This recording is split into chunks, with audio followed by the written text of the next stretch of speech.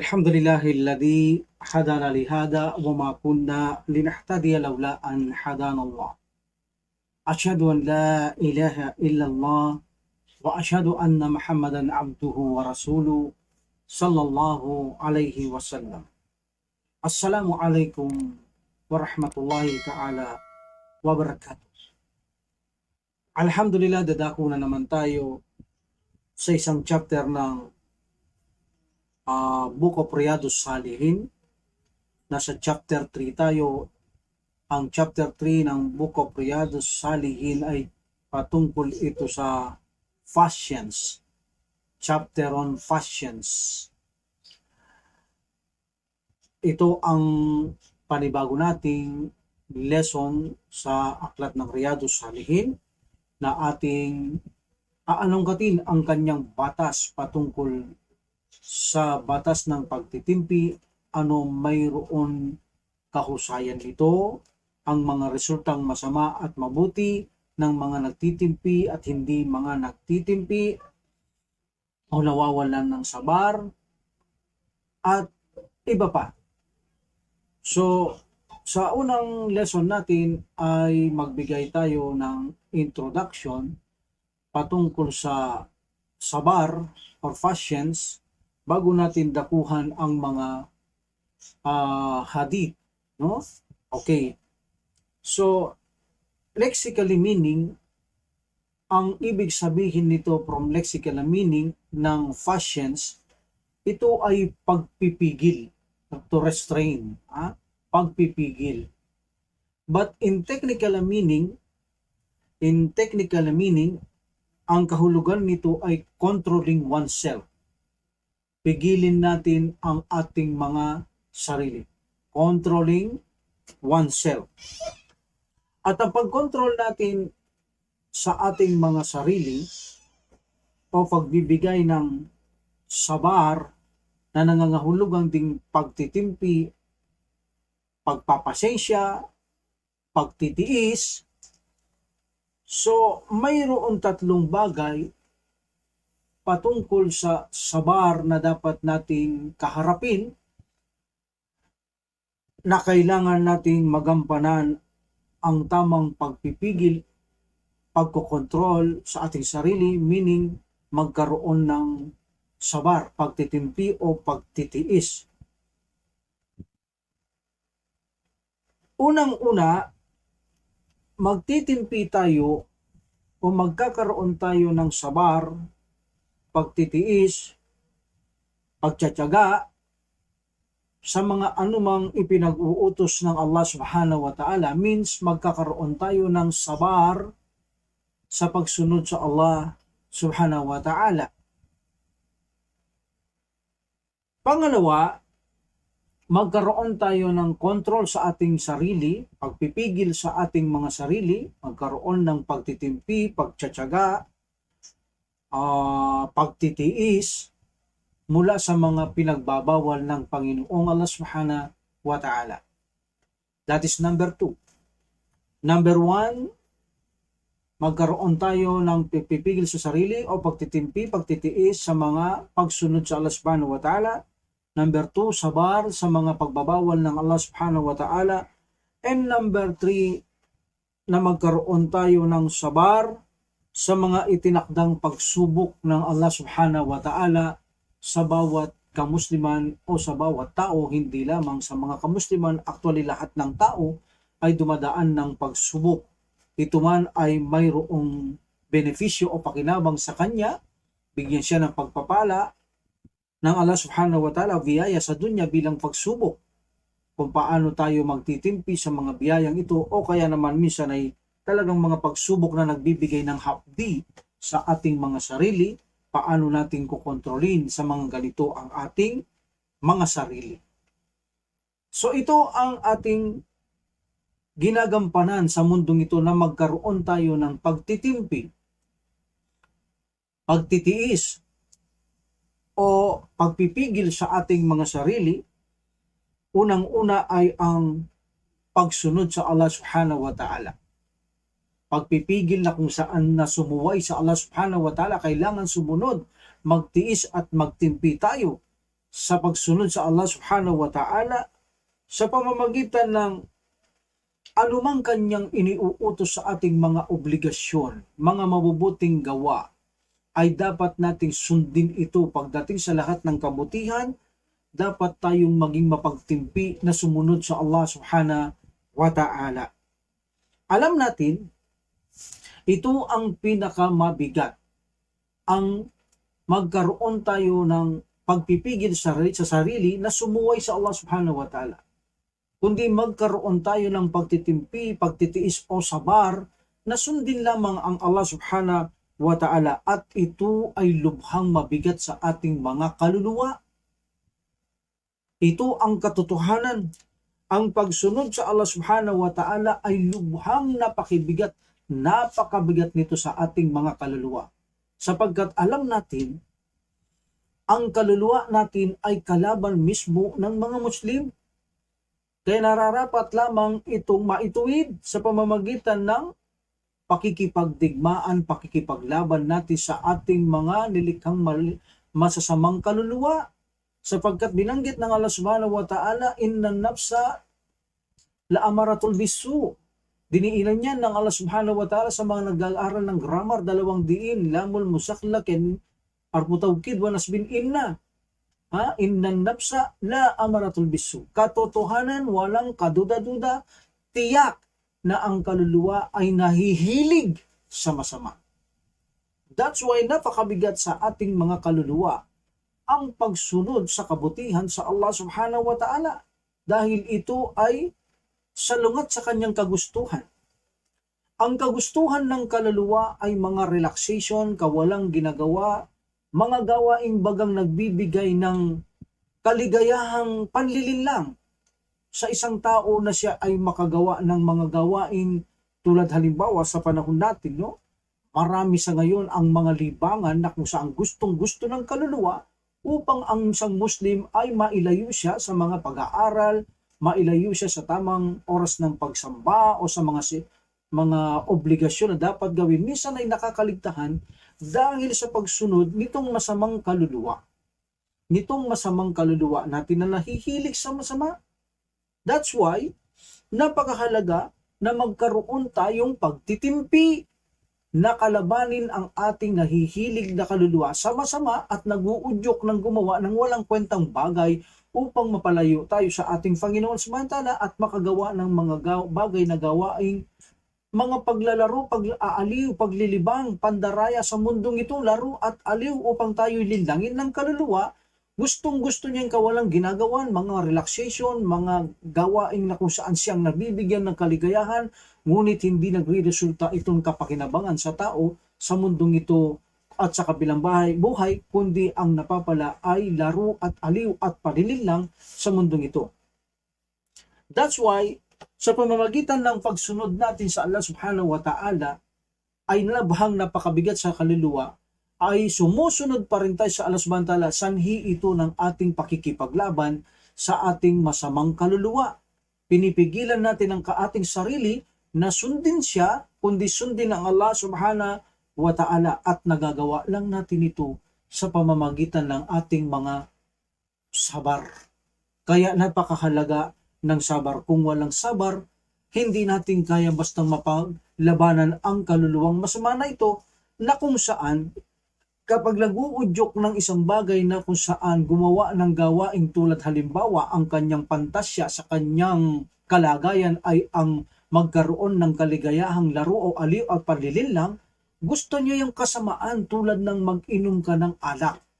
Tulad ng pag-inom ng alak, kaya nakikita mo ang mahihinang Muslim o mga hindi Muslim ay aliw na aliw sila sa kanyang mga bisyo dahil yan ay gustong-gustong iudyok ng kaluluwa sa katawan ng tao upang gampanan ito ng tao. Sa ganito, siya ay nasisiya ng kaluluwa dahil ito ang kanyang origin na pagkalika na siya nahihilig sa masama. Hilig niya ang kung saan ang pagsusugal, ang pampababae, lahat ng masamaing gawa ay gustong-gusto ng kaluluwa. That's why napakabigat sa isang kaluluwa na kung saan ang isang Muslim ay sumunod sa Allah subhanahu wa ta'ala. Dahil hindi niya ito kagustuhan ng pagsunod sa Allah subhanahu wa ta'ala. Dahil ang gusto niya ay kasamahan. Ngunit kailangan nating magtimpi magkaroon ng sabar, pagtitiis, kontrol sa ating sarili na mapaglabanan ang kaluluwang ito upang sa ganun ay makasunod tayo sa Allah subhanahu wa ta'ala. And then, number 2, at sinabi ng Allah subhanahu wa ta'ala sa banal na Quran, sa chapter 3, 200, na ganito ang sabi ng Allah subhanahu wa ta'ala, A'udhu billahi minasyaitanir rajim. Bismillahirrahmanirrahim. Ya ayyuhalladhina amanu isbiru wasabiru warabitu wattaqullaha la'allakum tuflihun. O kayong mga nananampalataya, magsipagtimpi kayo ng higit na may pagtsatsaga o pagtitiis. Okay? At bantayan ninyo ang inyong nasasakupan sa pamamagitan ng pagtatalaga ng pangkat na sandatahan sa lugar na ang kaaway maaring lumusob sa inyo at pangambahan si Allah subhanahu wa ta'ala upang kayo ay magtagumpay. So ang sabi ng Allah subhanahu wa ta'ala, kayong mga nagsisisampalataya, magsipagtimpi, magsipagbata kayo ng higit ng mayroong pagtsatsaga. That's why, obligasyon nating magtimpi ng may kabutihan, ng may pagbabata na pagtitimpi para mapaglabanan natin ang ating masamang kaluluwa. Kailangan yan. Obedience to Allah subhanahu wa ta'ala. Number 2, gaya ng sabi natin, magkaroon dapat ang isang Muslim ng pagtitimpi patungkol naman sa mga ipinagbabawal ng Allah subhanahu wa ta'ala. At ito alam natin, nakasalalay din dito ang ating kaluluwa, hilig niya itong kasamaang ito. At patungkol naman sa mga ipinagbabawal ng Allah subhanahu wa ta'ala, na kung saan gustong-gusto din ng kaluluwa, ay kailangan magkaroon tayo ng pagtitimpi o sabar, na kung saan iwasan, layuhan natin ito sapagkat ito'y pinagbabawal ng Panginoong Allah subhanahu wa ta'ala. Hindi lamang sa mga bisyo o luho na ipinagbabawal na subhanahu o mga pagkain, nararapat tayong lumaban o magtimpi o magtiis o magpigil sa ating sarili para hindi makasuway sa Allah subhanahu wa ta'ala at hindi rin mapagbigyan ng kaluluwang ito, kundi nararapat din lahat ng mga ipinagbabawal ng Allah subhanahu wa ta'ala na hindi naman ito pagkain, hindi naman inumin, hindi naman ito luho, tulad halimbawa ng panlilibak, tulad halimbawa ng paninirang kapwa, tulad halimbawa ng pagninegosyo ng haram, mga riba, pandaraya, pagsisinungaling, pagkakanulo, at iba pa. Ibig sabihin niyan ay kasama din sa ipinagbabawal ng Allah subhanahu wa ta'ala na dapat din tayong magtimpi at magsabar, na dapat kontrolin ang sarili, lumayo, talikuran, iwasan ito. At maiiwasan natin itong mga ipinagbabawal ng Allah subhanahu wa ta'ala sa pamamagitan lang ng ating mga sabar, sa pamamagitan ng ating mga pagpapasensya, pagtitiis, pagtsatsaga, pagpipigil sa ating mga sarili. Kokontrolin natin ang ating sarili para sa Allah subhanahu wa ta'ala. Anumang kanyang ipinagbabawal, pipigilan natin ang ating sarili na tayo ay magkasala. Kailangan tayong sumunod sa Allah subhanahu wa ta'ala. Layuan natin ang lahat ng ipinagbabawal ng Panginoong Allah subhanahu wa ta'ala. Kaya sabi niya, o kayong mga nagsisisampalataya, magsipagbata kayo, magtiyaga kayo ng may magaling na pagtitimpi, ng mayroong higit na pagtitimpi.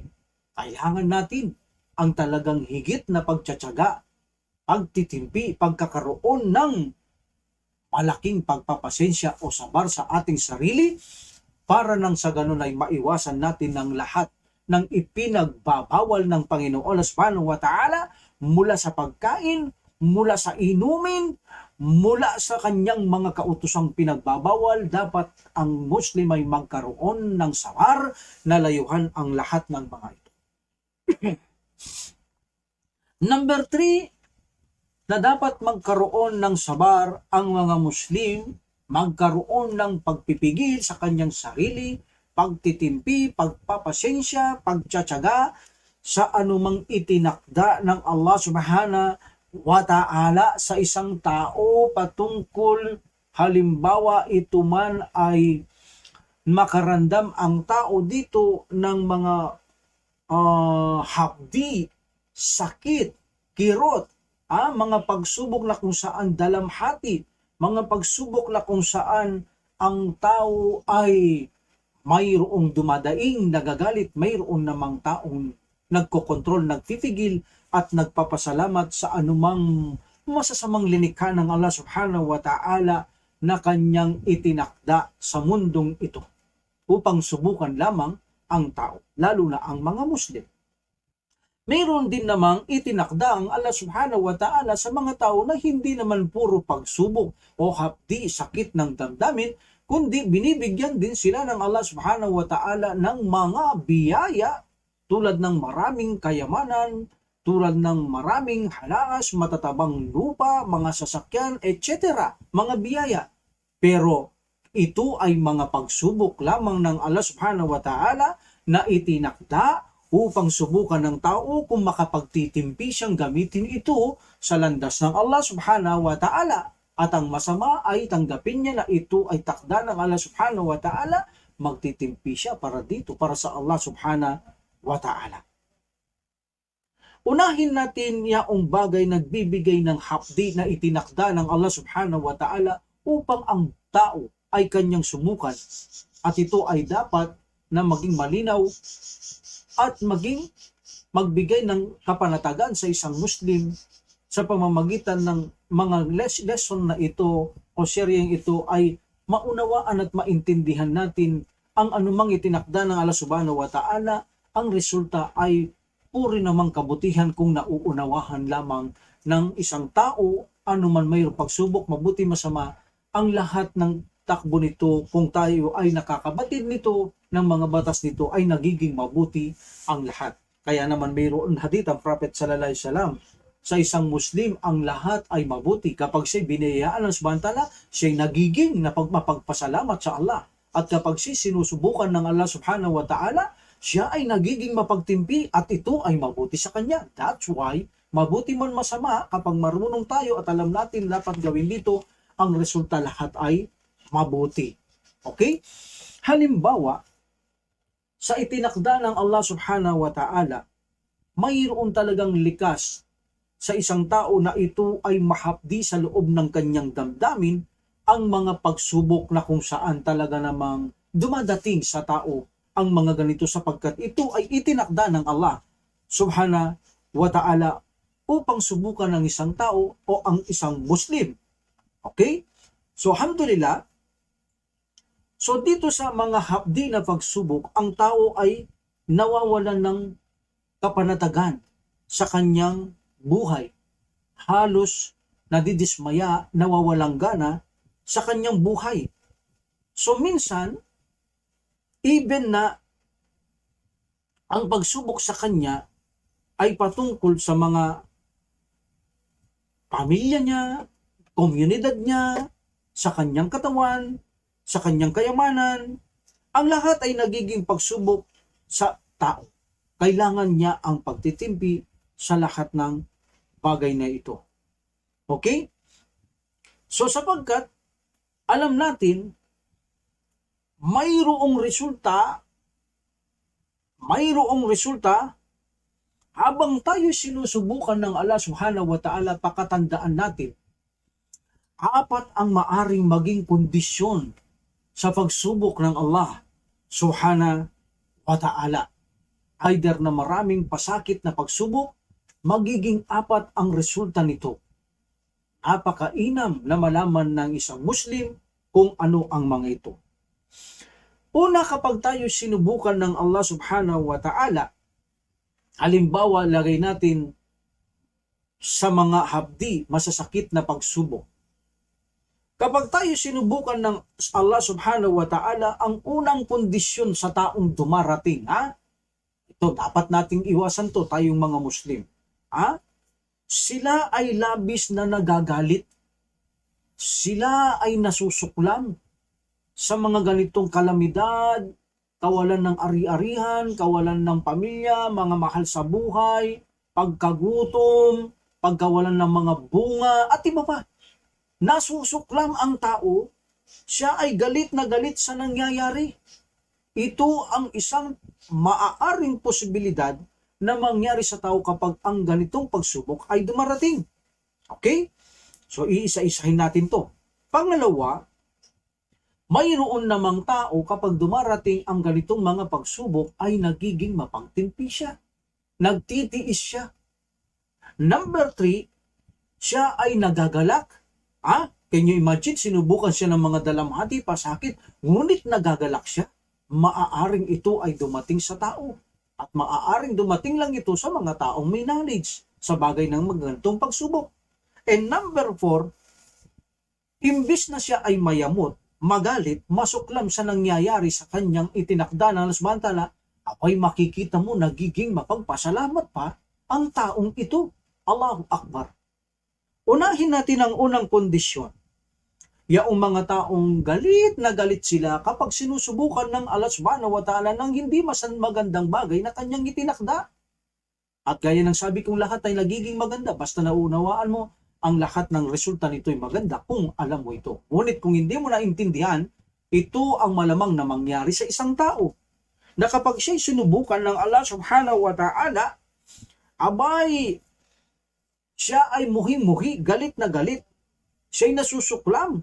At sa ganito, ang hinahamak niya, ang kadar na ito o itinakda ng Allah subhanahu wa ta'ala sa pamamagitan ng kanyang puso, sa pamamagitan ng kanyang dila, at sa pamamagitan ng kanyang mga bahagi ng katawan, nagpapakita siya ng panghahamak sa itinakda ng Allah subhanahu wa ta'ala. Sa pamamagitan ng kanyang puso, halimbawa paano siya nasusuklam ang isang tao. Nagkakaroon siya ng masamang pangungusap sa kanyang puso. Nagkakaroon siya ng evil thought sa kanyang puso na siya ay ginagawang mali ng Allah subhanahu wa ta'ala, siya ay binibigyang kabiguhan, kawalang katarungan. Nagkakaroon siya ng evil thought sa kanyang puso na iisipin niya na bakit naman ganito ang Allah subhanahu wa ta'ala, sinasamba ko naman siya, pero kung magbigay siya sa akin ng pagsubok, parang hindi mo matanggap, parang hindi makatarungan, pagkatapos mo siyang sambahin, gaganituin ka niya. So nagkakaroon siya ng masama panghihinala sa kanyang puso patungkol sa Allah subhanahu wa ta'ala.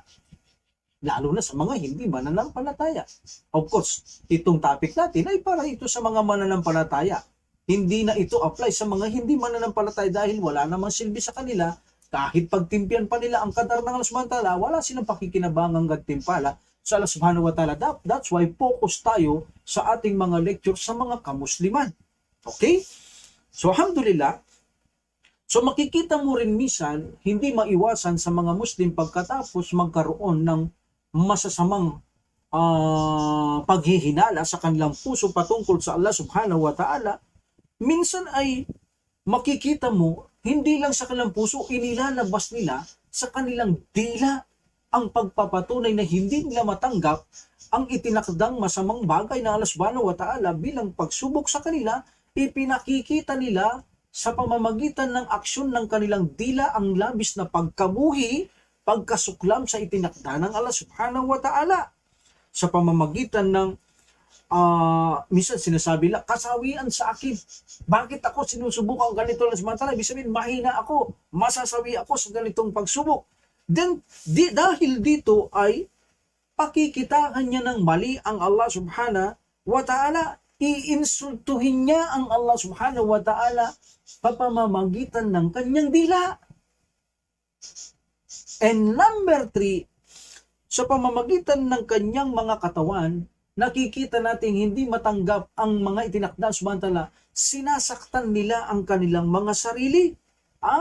Yung bang sinasabunutan niya ang kanyang buhok, yung sinasampal niya ang kanyang sarili, sinisira niya ang kanyang damit, and the like. So ipinakikita nila sa kanilang aksyon na ang ginawa ng Allah subhanahu wa ta'ala ay nagbibigay sa kanila ng malaking pagkawasak at hindi nila ito matanggap by way of action. Ipinakikita nila sa Allah subhanahu wa ta'ala na hindi nila tanggap ang kanyang ginawa. Ito ang makikita mo sa mga taong hindi tumatanggap sa itinakda ng Allah subhanahu wa ta'ala. Sa ganitong bagay, ang mga taong ito, ang mayroong kondisyon na ganito kapag sila ay sinubukan ng subhanahu wa ta'ala ng masamang bagay na nagpapakita ng hindi pagtanggap nito kundi pagkamuhi at panghahamak, pang-insulto sa Allah subhanahu wa ta'ala, alam nyo ba ang nagiging resulta? Ang nagiging resulta nito ay itinakwil nila ang pagkakataong magkaroon sila ng gantimpala sa Panginoong Allah subhanahu wa ta'ala. Instead na magkaroon sila ng gantimpala na ito'y pagtimpihan, magsabar sila sa itinakda ng Allah subhanahu wa ta'ala, magkaroon sa ng reward, sa gayon ay hindi sila nagkaroon ng reward. Anong kapalit? Nagkaroon sila ng kasalanan sa Allah subhanahu wa ta'ala. At higit pa rito sa naramdaman nilang mga kalamidad na pagsubok sa kanilang subhanahu wa ta'ala, ay nadagdagan pa ito. Imbis na kalamidad na lamang, nadagdagan palang kasalanan. So meaning, naging doble ang kanilang bit ngayon. Ang misfortune na nangyayari sa kanila, imbis na masave sila sa misfortune na ito, hindi sila nasisave dahil sila ay nagpapakita ng hindi pagtanggap dito. So sa ganito ay naging doble ang kanilang pasan-pasan. Pasan-pasan nila ang kalamidad na pagsubok ng Allah subhanahu wa ta'ala na walang pagbibigay sa kanila ng kagaanan, kapanatagan dahil hindi nila matanggap ito at nagkaroon pa sila ng kasalanan dahil sa pagpapakita ng pagkamuhi sa kanila ng itinakda ng Allah subhanahu wa ta'ala bilang pagsubok ay hindi nila matanggap. Now, dalawa na ngayon ang bitbit ng Muslim na ito. Patungkol naman sa ikalawang kondisyon, yaong mga tao kapag naman binigyan sila ng Allah subhanahu wa ta'ala ng mga ganitong kalamidad o pagsubok, ay yaong kalawang kondisyon sila'y nagiging mapagtimpi. Nagko-control sila sa kanilang sarili na magalit. Hindi nila binibigyang pagkakataon, bagamat ang totoo ay wala namang taong gusto niyang bigyan siya ng trials o kalamidad ng Allah subhanahu wa ta'ala. O mga hindi niya naman siguro gusto ang mga gawaing kasawian o mga misfortune. Walang tao ang nagkakagusto nito. That is a natural para sa atin, no? But hindi natin talaga maiiwasan ito na darating bilang pagsubok ng Allah subhanahu wa ta'ala. Gayon pa man, bilang likas sa atin na kung saan ay natural sa isang tao na mahina, na wala namang tao ang gusto talagang makaranas ng ganito, ngunit para sa mga taong mapagtimpi, kapag sila ay binabutan ng ganito, ng mga pagsubok ng Allah subhanahu wa ta'ala, ng mga bagay na masama sa paningin ng tao, hindi maganda sa mga bagay na lilikha na subhanahu wa ta'ala bilang pagsubok sa tao, makikita mo ang isang Muslim, pinipigilan niya ang kanyang sarili na magpakita ng pagkamuhi sa Allah subhanahu wa ta'ala sa pamamagitan ng dila o sa pamamagitan ng kanyang aksyon. At ganoon din, hindi siya nag-aalaga ng sama ng loob sa mga itinakda ng Allah subhanahu wa ta'ala. Ano mang ito, gaano man ito kalalim ang sukat ng pagsubok na ito, hindi siya nagpupunla o nagtatanim o nag-aalaga sa kanyang dibdib ng sama ng loob sa itinakda ng Allah subhanahu wa ta'ala. Siya'y nagiging mapagtimpi. Tinatanggap niya kung anuman ang bagay na itinakdang pagsubok ng Allah subhanahu wa ta'ala. At sa ganito, ito ay mabuti sa isang tao. Ang resultang ito ay nagkakaroon ng malaking pakinabang at gantimpala sa Allah subhanahu wa ta'ala. At kasabay pa sa mga taong ito, ang kagandaan sa kanila, ang katlong kondisyon ay yaong anumang pagsubok ng Allah subhanahu wa ta'ala na kalamidad ay sila ay nagiging mapagpasalamat. Sila ay, yung number 3 muna. Yung number 3, sila ay yung bang nagagalak. Sila ba yung kontento sa anumang kasawian? Nagagalak pa sila, kontento sila na para bagang walang nangyayaring afflicted sa kanila. Ha? Yan ang number 3 ha. Sila yaong nagagalak pa. Bagamat natural na ang mga tao ay nangangamba sa mga pagsubok, kalamidad, pero talagang kapag nandyan na yan, on the spot, ha? Para bagang walang afflicted na nangyayari sa kanila, sila yaong mga taong nagagalak pa sila. Bakit? Dahil alam nila ito eh.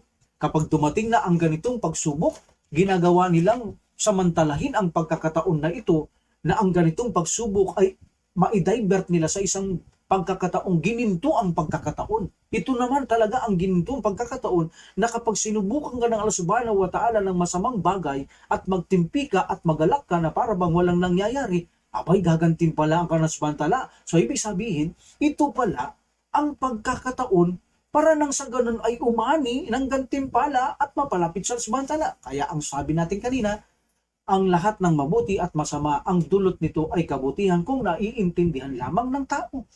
So sa ganito, ang taong ito ay bagamat likas sa atin ang nangangamba sa mga pagsubok at ayaw naman talaga natin, lalo na malalalim na mga pagsubok, ngunit kapag nandyan na ay ang taong ito ay nagagalak siya, nagtitimpi siya, at umaani itong taong ito sa ganito ng gantimpala sa Allah Subhanahu wa Ta'ala at higit pa riyan. Nagiging magaan ang pasanin ng isang tao kapag siya ay nagtitimpi para bang walang nangyayari, makikita mo parang wala siyang problema. Panatag siya sa kanyang buhay, ngunit ang totoo ay mayroon siyang kinakarga ng mga pagsubok sa Allah Subhanahu wa Ta'ala at ang lahat ay nagiging magaan dahil sa pagtitimpi. Ganyang kahalaga ang pagtitimpi sa ating buhay sa mundong ito. That's why tinuturo ng Allah Subhanahu wa Ta'ala at ng Prophet Sallallahu Alaihi Wasallam ang maging mapagtimpi tayo sapagkat malaki ang pakinabang nito upang ang tao ay mapagaan niya ang kanyang damdamin, kanyang pinapasan na pagsubok sa mundong ito at umani ng magandang pagnanasa sa mundong ito na biyaya sa Allah Subhanahu wa Ta'ala mula sa kabutihan, kalooban ng Allah Subhanahu wa Ta'ala, igit sa lahat sa kabilang buhay. Dahil kapag ikaw ay nagtitimpit, masunod sa Allah Subhanahu wa Ta'ala, makakamit mo ang hangad mo sa Allah Subhanahu wa Ta'ala, especially sa kabilang buhay. Ang fourth kondisyon sa mga magagaling na mga Muslim na ito, sila yaong nagiging magpasalamat pa sa Allah Subhanahu wa Ta'ala. Nagtitimpi, pagkatapos magtimpi, nagagalak, dumating sa kanilang ganyang pagsubok, galak na galak pa. Hindi sila nagwawala, nagagalit, namumuhi, nasusuklan, nagagalak. At pagkatapos pang magalak, ay nagsasabi pa ng pagpapasalamat sa Allah Subhanahu wa Ta'ala tulad ng sinasabi ng mahal na Propeta Muhammad sallallahu alaihi wasallam. Ano sinasabi ng Prophet Muhammad sallallahu alaihi wasallam kapag siya ay dumadanas ng pagsubok sa Allah Subhanahu wa Ta'ala? Alhamdulillah ala kulli hal. Ang lahat ng pagpuri ay sa Allah lamang, ang lahat din ng kondisyon. Alhamdulillah, siya ay nagpapasalamat sa Allah Subhanahu wa Ta'ala anumang merong affliction na dumating sa kanya. Thanks. Why?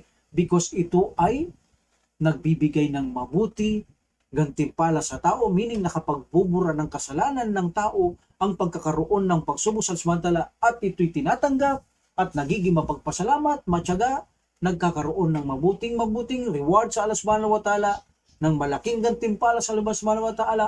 Alhamdulillah. Alhamdulillah. Lahat tayo ay susubukan ng Allah Subhanahu wa Ta'ala at walang makaliligtas. Even na ang kanyang mga propeta at sugo sinubukan ng Allah Subhanahu wa Ta'ala, lalo na ang mahal na propeta sallallahu alaihi wasallam, kaya hindi naman nakapagtatakang dumanas din tayo ng pagsubok niya lamang.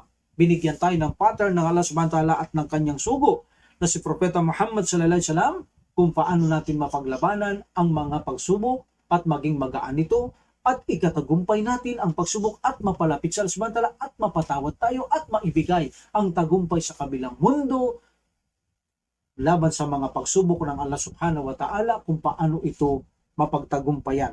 Biyaya man ito o ito man ay masamang bagay na linikha ng Allah Subhanahu wa Ta'ala bilang pagsubok, alhamdulillah ito'y makakabuti sa tao hanggat alam niya ang batas patungkol dito. Okay? So kaya naman ang Allah Subhanahu wa Ta'ala ay nag-utos siya na maging mapagtimpi tayo. Okay? Inutos niya na maging mapagtimpi tayo, magpursigi tayong magtimpi. Okay. Ano sabi niya? O kayong mananampalataya, magsipagbata kayo ng higit na may pagtsatsaga. Okay.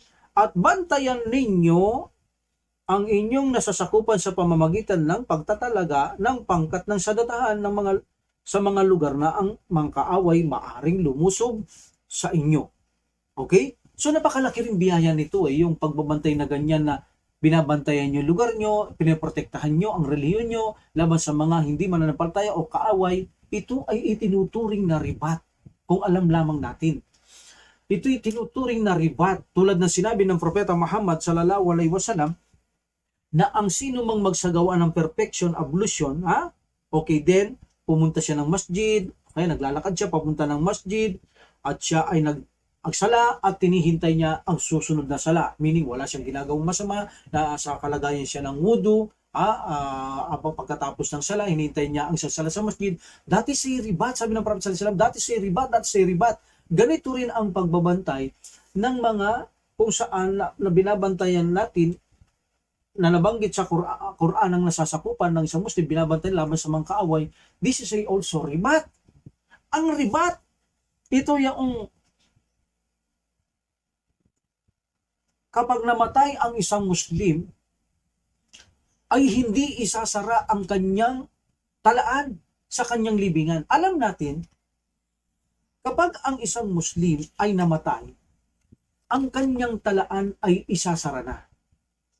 Ngunit mayroon mga exemption. Tulad halimbawa na yung mga nagsadakatul jariyah. Yung mga nagbigay ng knowledge at pagkatapos gumagapang ang knowledge o nagpagawa ng mga masjid o iba pang mabang may nagsasala, nagkakaroon ang patay doon sa gantimpala sa kanyang libingan o nagbigay ng mga kayamanan at ito'y pinagninegosyo at kumikita. So lahat ng mga yaan, hindi isinasara ang talaan nila sa kanilang libingan. Nagkakaroon sila patuloy sa mga taong gumagawa niyan hanggang pinakikinabangan ng kanilang mga iniwan sa mundong ito na nagkakaroon ng sadaqatul jariyah ang tao sa kanyang libingan, naka-open ang kanyang aklat. Isa rin sa naka-open ang aklat ay ang nagsasagawa ng ribat. Yung binabantayan mo ang isang obligasyon mo pagkatapos ng isang obligasyon o binabantayan mo, nasasakupan yung lugar laban sa mga masama upang mapangalaga ng relihiyon ng Allah subhanahu wa ta'ala. Ang sino mang mamatay ng ganito ay namatay siya ng ribat, ang kanyang talaan na hindi isasara sa libingan, araw-araw siyang bibiyayaan ng Allah subhanahu wa ta'ala according to the wisdom of Allah subhanahu wa ta'ala. Patungkol naman sa pagtitiis natin sa Allah subhanahu wa ta'ala, alhamdulillah, ito ang pinakamahalagang bagay sa atin. Dahil kung wala kang pagtitimpi, wala kang pagtitiis, hindi mo magagampanan ang pagsunod sa mga obligasyon mo sa Allah subhanahu wa ta'ala. Minsan ang Muslim, babangon siya ng madaling araw, napakalamig ng tubig, because of your sabar, pagtitimpi, control yourself, nasuwayin ng Allah subhanahu wa ta'ala. Ay ginagampanan mo na bumangon ka kahit malamig ang tubig, kahit puyat ka. For the sake of Allah, nagpuyat ka for the sake of Allah. O kaya naman magwudu ka tapos lalakad kang papuntang masjid, ang layo ng masjid. Kung wala kang sabar, hindi mo magagampanan ang mga yaan. Hindi mo rin magagampanan ang mga ipinagbawal ng Allah subhanahu wa ta'ala na kasalanan o mga bisyo o anumang bisyo na gustong ng kaluluwa natin na kung saan gustong-gusto niya ang mga kasamaan, hindi mo yan malalayuan, hindi mo siya matatalo ang masama mong kaluluwa, hindi mo mapipigilan kung wala kang sabar. At hindi mo rin mapagtitimpian ng anumang kalamidad na ibibigay ng Allah subhanahu wa ta'ala kung wala ka sabar. Hindi mo rin mapagtitimpian ng mga biyaya ng Allah subhanahu wa ta'ala na gugulin mo. Pagbayad ng sakat, pagbigay ng sadaka, makagawa ka ng hajj, mayroon kang kayamanan, may salapi ka, malakas ka, kaya mo maglakbay, hindi mo magampanan. Yan ay mali. Yan ay mali. That's why kung wala kang sabar, hindi mo magagampanan. Kaya kailangan mong sabar para magampanan mo ang lahat ng bagay na tatlong ito. Ang pagsunod sa Allah subhanahu wa ta'ala, ang pag-iwas sa kanyang lahat na ipinagbabawal, at ang anumang pagsubok sa Allah subhanahu wa ta'ala, mabuti man ay masama, ay gawin natin ito kung ano ang nararapat nating gawin. Okay? Alhamdulillah.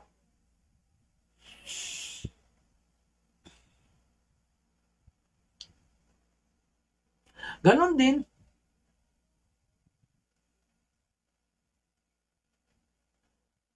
alam natin ang pagpipigil sa ating mga sarili mula sa pagsuway sa Allah subhanahu wa ta'ala,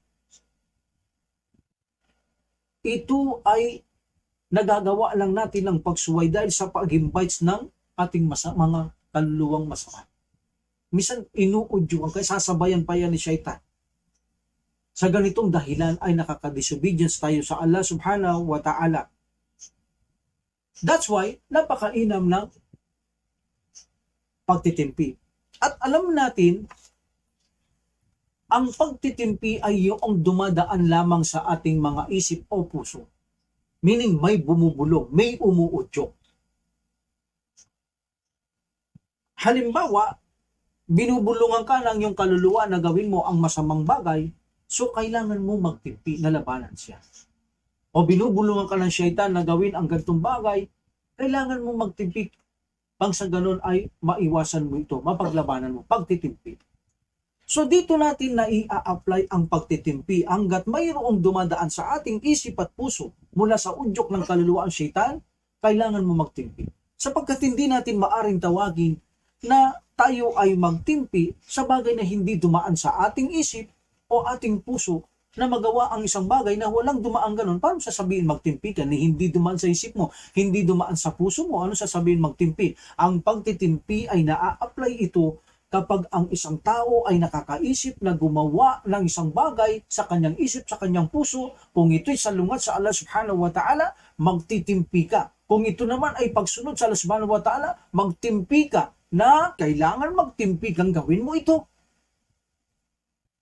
That's why anuman dumadaan sa isip at puso, sasabayan mo ng kaakibat na pagtitimpi.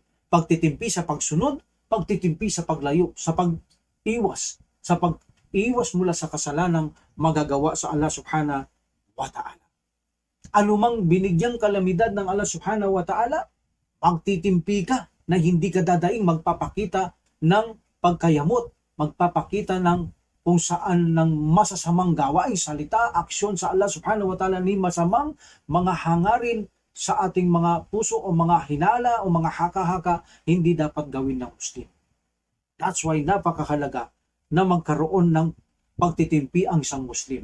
At napapatunayan niya ito sa pagsunod sa Allah subhanahu wa ta'ala at kahit mabigat sa kaluluwa, naalabanan niya ito, maisagawa lamang ang gusto ng Allah subhanahu wa ta'ala, maiwasan lamang ang mga ayaw ng Allah subhanahu wa ta'ala at tanggapin ang anumang mga pagsubok ng Allah subhanahu wa ta'ala.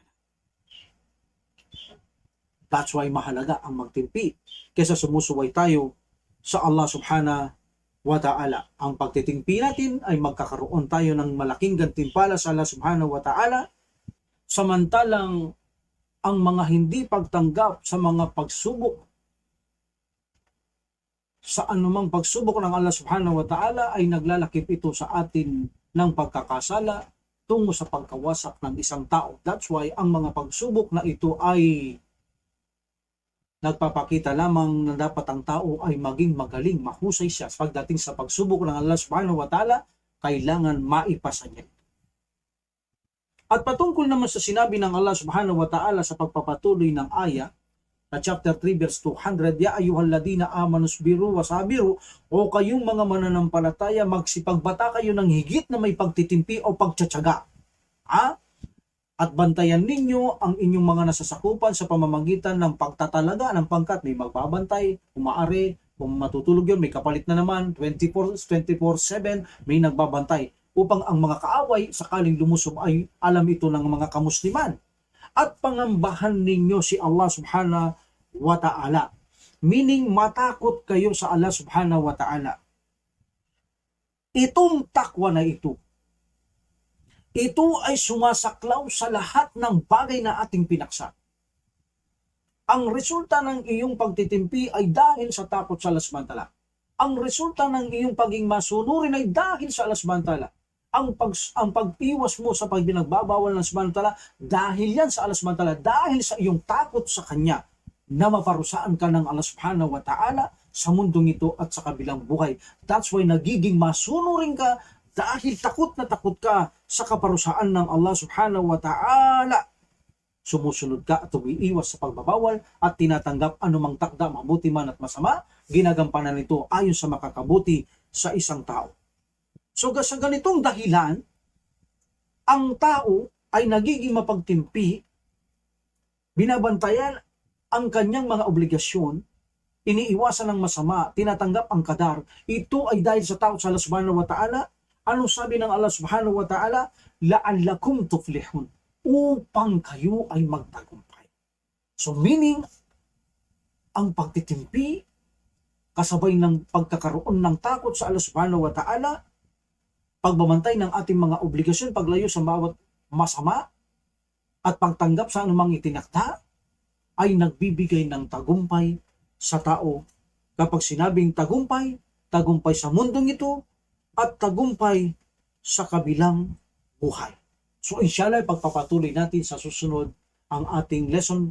Mayroon pa tayong lesson 2 nito. Maaaring inshallah sa lesson 3 tsaka tayo pumasok sa mga hadith bago upang tayo ay magbigay ng mga paglilinaw, papaliwanag sa mga hadith patungkol sa mga ating mga aalam na scholar, kalugdan sila sa bantala, especially Ibn Uthaymin rahimullah, siya ang ginagamit natin bilang source sa ating pagpapaliwanag sa ating lesson na ito o ating pag-aaral na ito, no? So inshallah pagpapatuloy natin sa susunod ang patungkol sa pagkakaroon ng sabar, ano kabutihan mayroon ito, ang pagtitimping ito, paano natin gagampanan ng pagtitimpi at marami pang iba. Okay? Wa akhiru alhamdulillah rabbil alamin wa salatu wa salam ala rasulillah. Subhanaka Allahumma wa bihamdika asyhadu an la ilaha illa anta astaghfiruka wa atubu ilaik. Assalamualaikum warahmatullahi taala wabarakatuh. Allah